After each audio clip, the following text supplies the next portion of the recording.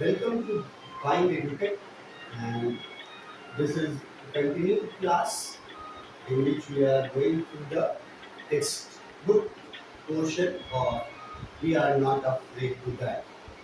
Previous class में उन लोगों ने ये पैराग्राफ पढ़ा था, जिसमें ये सेंटेंस जो है, अगर इस सेंटेंस से मैं आपसे पूछूं क्वेश्चन की, जब मैरी दिखी हमारे नरेटर को, तो नरेटर ने मैरी को किस चीज का कमांड दिया? कमांड वर्ड ही यूज करे जरूरी नहीं है, मतलब मैरी को क्या करने बोला मैरी जब उसको दिखी? तो सिंपल सा आंसर है कि मैरी को उसने यही कहा कि तुम आ करके शिप का स्टीयरिंग व्हील संभालो। अब ऐसा क्यों बोला, वो उसको स्टीयरिंग व्हील संभालने क्यों बोला? तो उसका ऑब्वियस रीजन है, क्योंकि वो नरेटर जाना चाहते थे अंदर दरवाजे से, शिप के अंदर।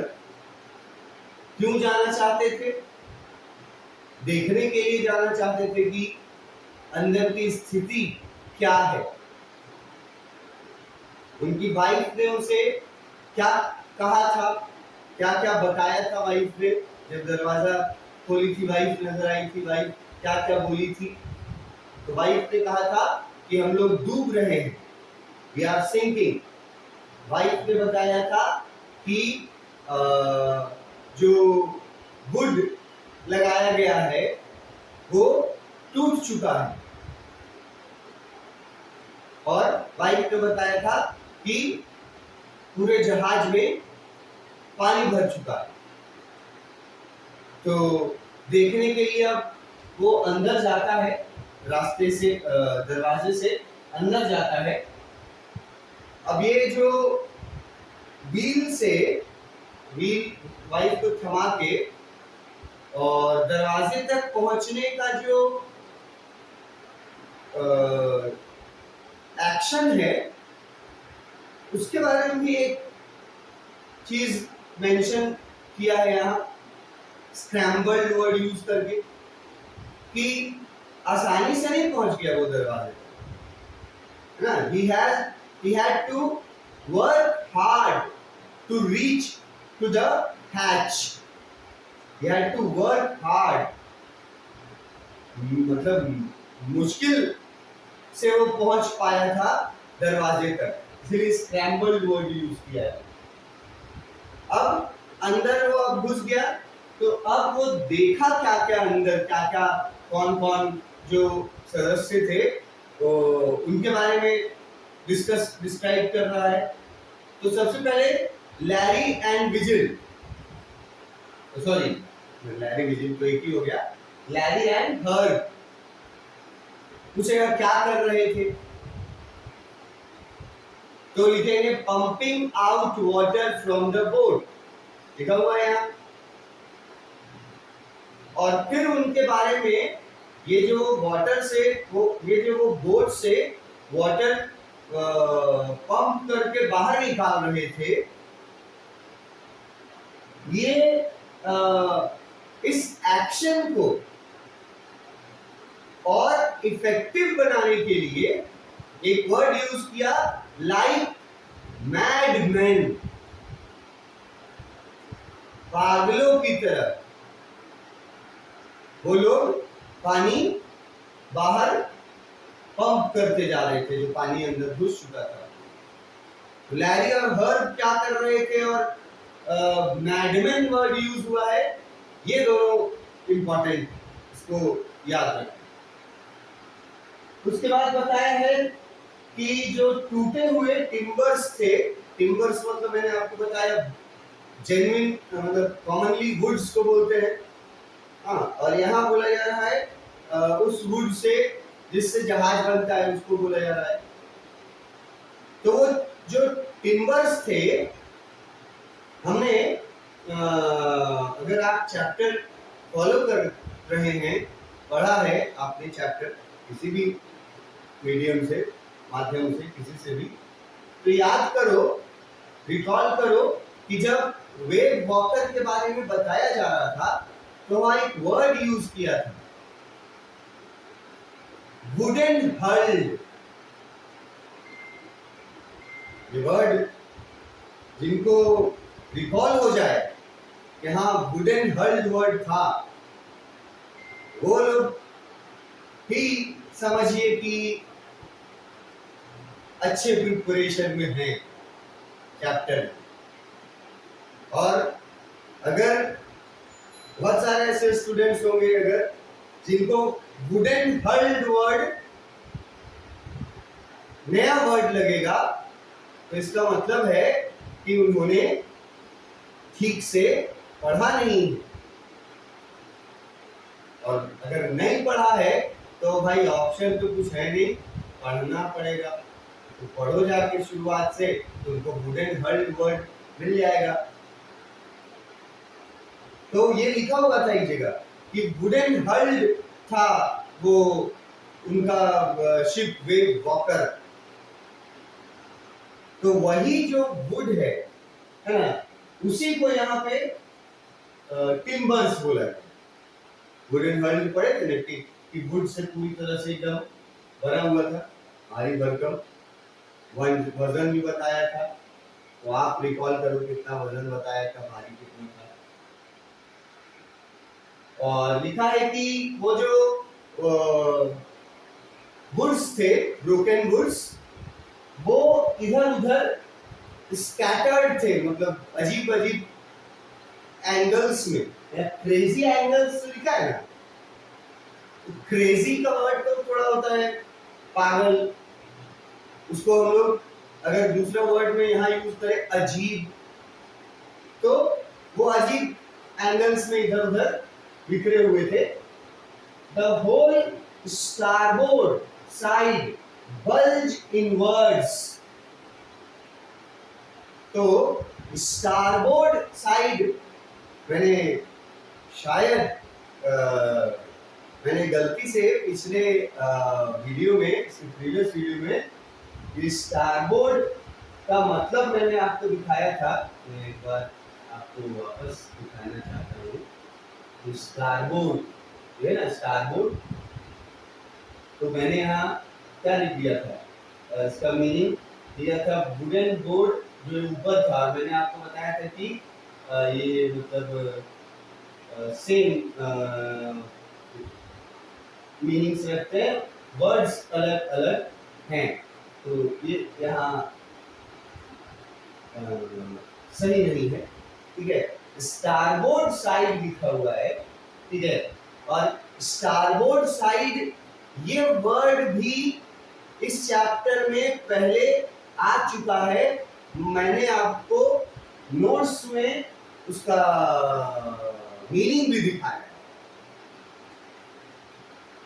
तो अगर आप पढ़ते हैं अगर वीडियोस के थ्रू, तो आपको अपना टेस्ट, क्योंकि मैं तो नहीं हूं कि मैं आपसे वहां पूछ सकूं, आप तो अकेले हो, तो सेल्फ टेस्ट आपको करना चाहिए और तब देखना चाहिए कि आपको और कितने मेहनत की जरूरत है।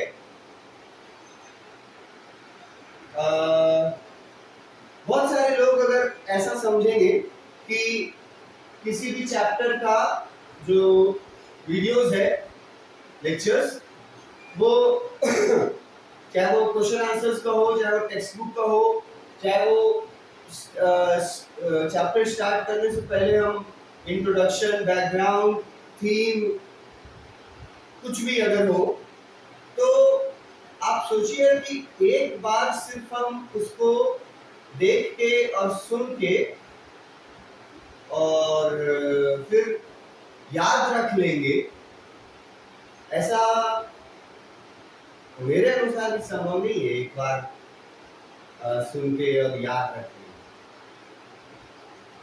आपको एक काम करना पड़ेगा अगर आप ऐसा चाहते हैं।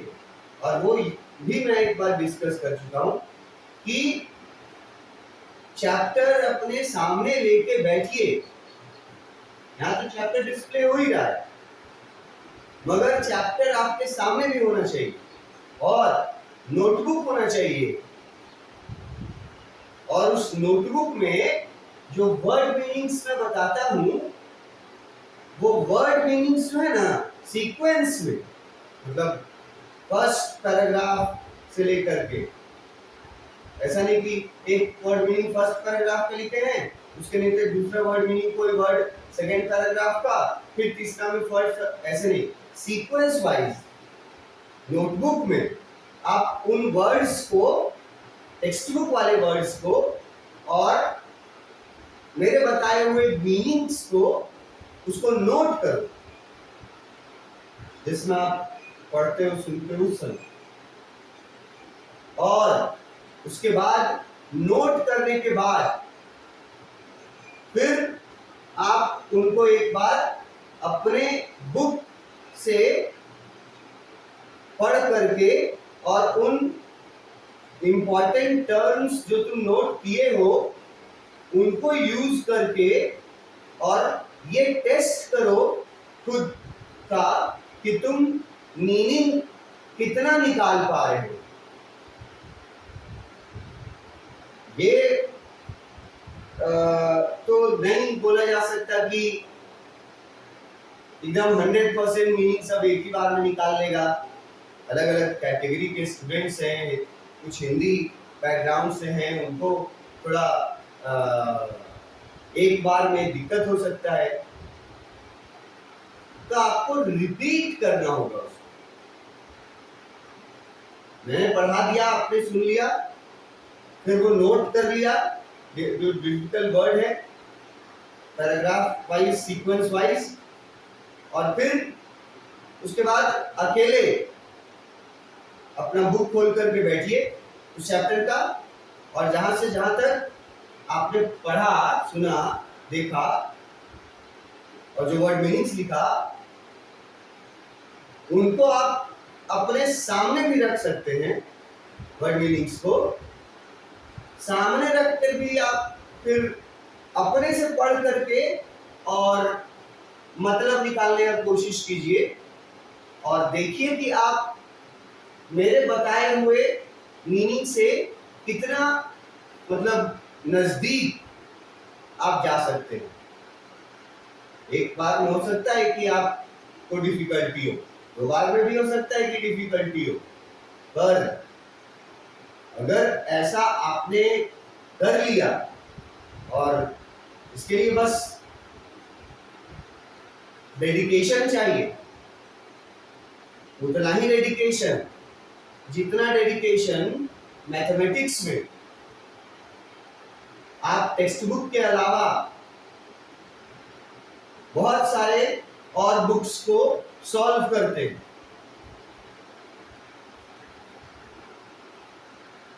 उस तरह से जितना आप उसमें सॉल्व करते हैं, अगर उतना ही मेहनत इसमें कीजिएगा, तब ना आप बराबर या अच्छा मार्क्स का उम्मीद कर सकते हैं।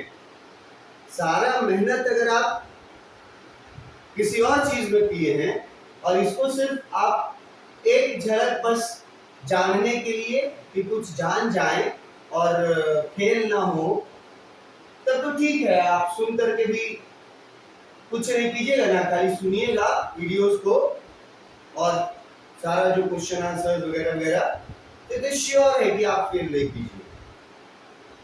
लेकिन मार्क्स, अगर मार्क्स चाहिए, सबका टारगेट रहता है ना तुम लोग का कि मैथमेटिक्स में हम 95 लाएंगे, किसी किसी का तो टारगेट रहता है कि मैथमेटिक्स में हम 100 लाएंगे, 100 आउट ऑफ 100। तो इंग्लिश का भी अपना टारगेट सेट कीजिए,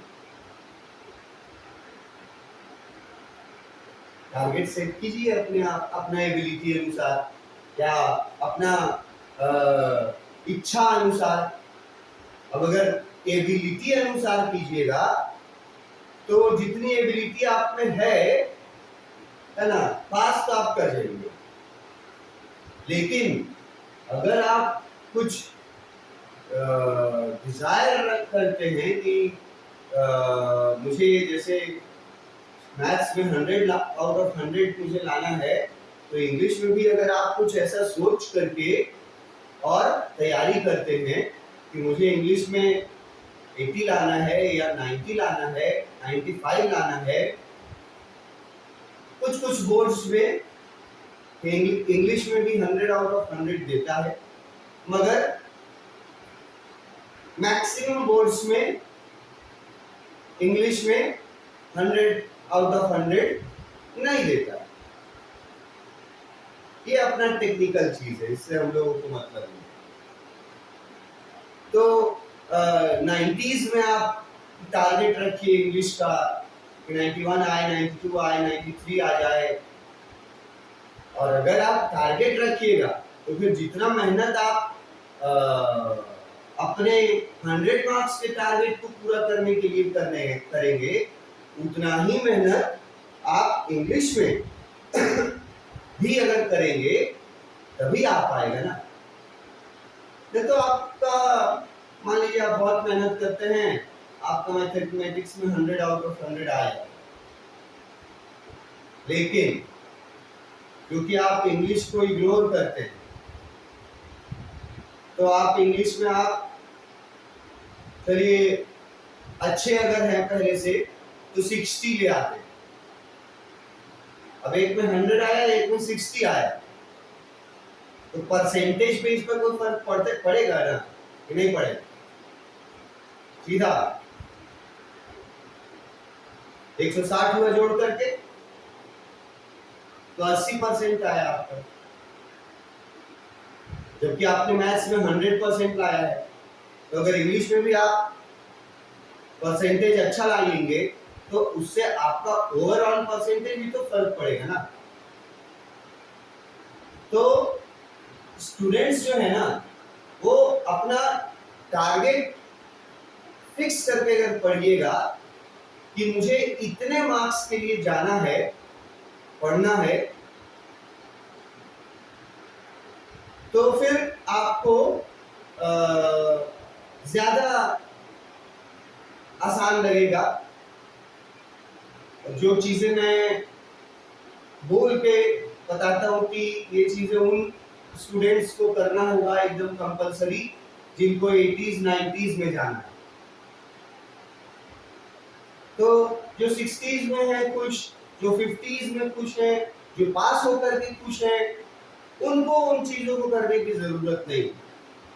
जैसे मैंने यहाँ कहा कि आप नोट कीजिएगा, उसके बाद उसको फिर आप बुक सामने रख करके और इवन वो मीनिंग्स सामने रख करके और फिर वो पैराग्राफ पढ़िए और क्या क्या मतलब निकला उस पैराग्राफ के, क्या क्या जानकारी दिया गया, इसका मीनिंग समझने की कोशिश कीजिए। वर्ड मीनिंग्स जो मैंने दिया है उससे देख करके पहले, और देखिए कि आप कितना समझ पाते हैं, और फिर अपने आप से सवाल कीजिए कि ये जो पैराग्राफ है, इस पैराग्राफ से किस किस तरह का सवाल पूछा जा सकता है। ये अगर आप करना सीख जाइएगा या कोशिश कीजिएगा या डेडिकेशन दिखाइएगा ये सब करने का, तब आप जा करके इंग्लिश में 80s और 90s एक्सपेक्ट कर सकते हैं। तो उन्होंने बताया कि जो वुड थे, टिम्बर, जो लकड़ी से बना हुआ जो लकड़ी जो यूज किया गया था बनाने में, वो ब्रोक हो चुका था, ब्रोकन। अब ब्रोक हो जाएगा तो उसका कॉमन मीनिंग है कि वाटर विल गेट इनसाइड, पानी भरने लगेगा। तो एक तो ऊपर से जो उन लोगों पे पानी ह्यूज अमाउंट में गिरा था, वो पानी तो भरा ही हुआ था, और उससे बड़ी मुसीबत थी कि जो फ्लोर था उसमें यूज किया गया वुड जो था वो भी टूट गया। अब फ्लोर में यूज किया हुआ वुड टूट जाएगा तो ऑब्वियस समझो कि समुद्र का पानी भी नीचे से घुसने लगा बोट में, शिप में। तो ये उन्होंने देखा। लैरी और हर अपना पूरा एफर्ट लगा रहे थे, जी जान लगा रहे थे, इसीलिए मैडमैन लिखा हुआ है, ठीक है। शिप का स्टारबोर्ड बल्ज इनवर्ड्स, तो ये स्टारबोर्ड्स वर्ड पहले भी आ चुका है, आप देखिए। स्टारबोर्ड्स का मतलब मैंने बताया है right side of the ship. इसका मीनिंग मैंने बताया है ऊपर, ये देखो साइड वर्ड लिखा भी हुआ, right side of the ship. वहां क्या हुआ था, वहां पे जो वुड था वो बल्ज हो गया था इनवर्ड्स। अब इसको इमेजिन करो, बल्ज मतलब मैंने तुमको बोला कि पानी में रखेंगे तो फूल जाएगा, और इनवर्ड्स मतलब अंदर की तरफ, स्वॉलन टुवर्ड्स इनसाइड। क्या स्वॉलन हो गया था इनसाइड? अगर पूछेगा कि क्या स्वॉलन हुआ था, क्या बल्ज हुआ था इनवर्ड्स, कौन सा पार्ट?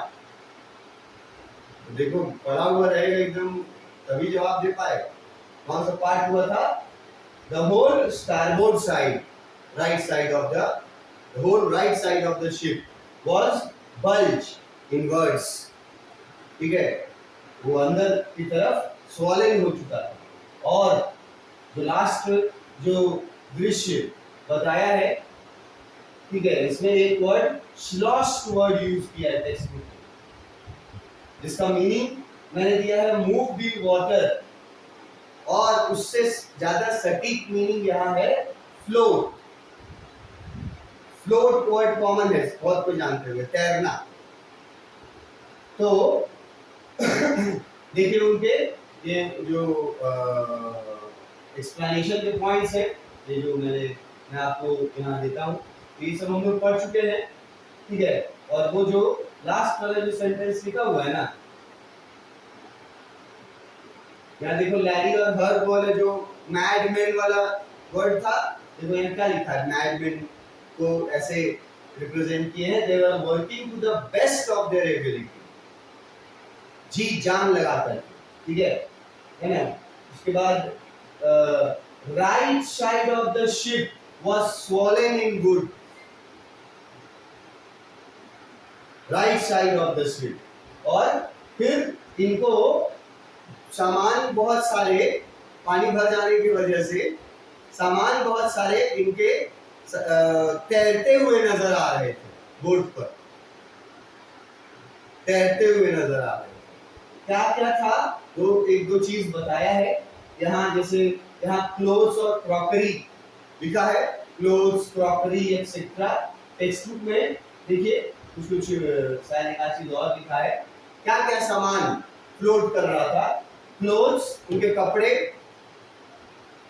उनके बर्तन, उनके चार्ट्स, उनके यूटेंसिल्स में टिन मतलब टीना के यूटेंसिल में हम लोग रखते हैं ना खाने पीने का, तो ग्रेन्स वगैरह, वो टॉयज खिलौने, बच्चों के खिलौने, ये सब क्या कर रहे थे, मूव्ड इन वाटर, फ्लोट कर रहे थे ये सब पानी में। और लिखा है अबाउट इन डीप वाटर, समुद्र के गहरे पानी। ये हम लोग संघर्ष समझ रहे हैं, सोच लो कि किस तरह से पानी भर चुका है पूरे बोट में, और इनका सारा सामान जो है वो तैर रहे हैं पानी में। इसका आगे हम लोग अपने नेक्स्ट क्लास में देखेंगे। Thank you.